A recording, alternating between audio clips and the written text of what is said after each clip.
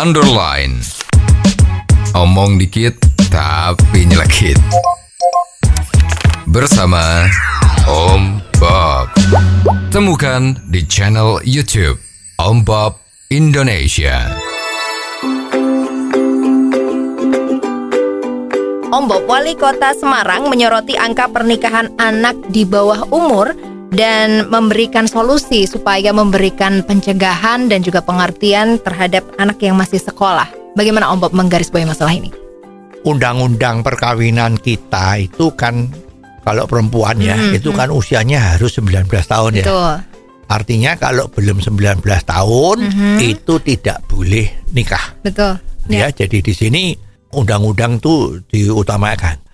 Cuman celakanya itu di dalam pengeterapannya ini ada klausel yang mengatakan kecuali bagi yang mau pernikahan di bawah usia 19 tahun itu harus mengajukan dispensasi.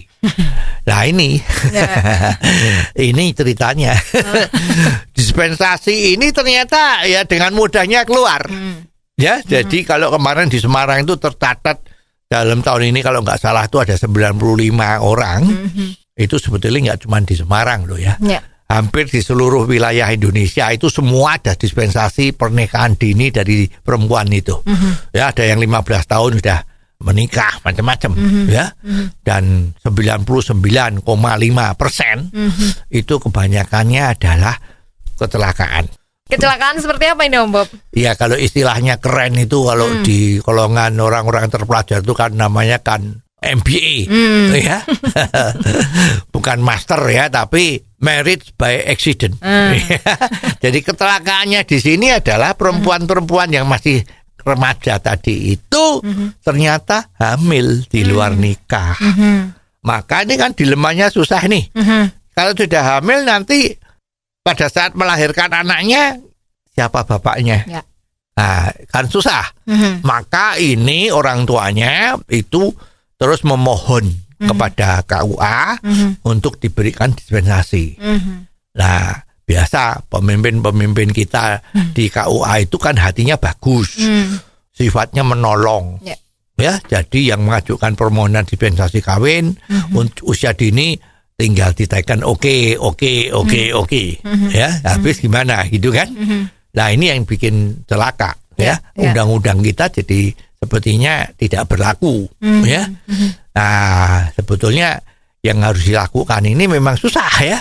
Kalau yang sudah namanya kecelakaan tadi itu padahal masih remaja gimana?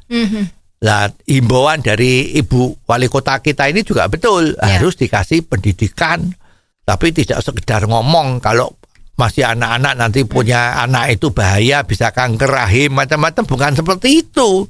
Ya, sebetulnya harus betul-betul sekarang kita sadar bahwa pendidikan seks untuk remaja mulai SMP, karena bayangin yang hamil itu kan banyak yang umur 15. Ya, jadi sebetulnya mulai SMP sampai SMA itu memang harus diajarkan pada saat sekolah itu pendidikan seks.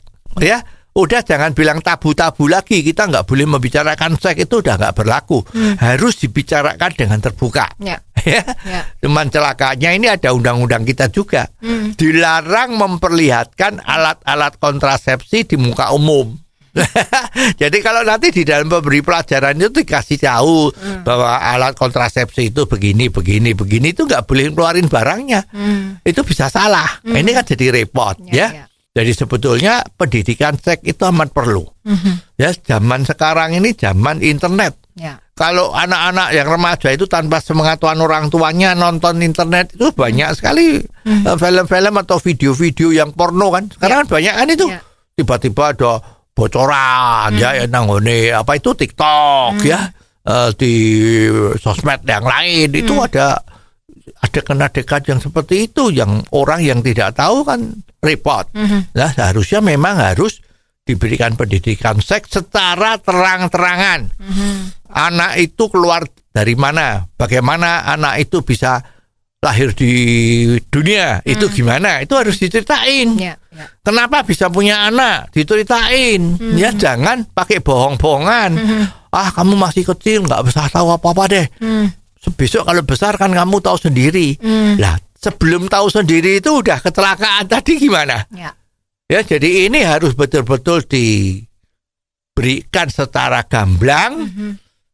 Kalau belum ada kurikulumnya ya minta Menteri Pendidikan sekarang itu bikin ya agar supaya perkawinan dini ini jangan terjadi lagi. Ya, jadi pendidikan seks dimulai dari SMP sampai SMA, pembelajarannya adalah betul-betul terbuka, ya tidak pakai istilah-istilah yang bisa salah tafsir, ya harus terang-terangan.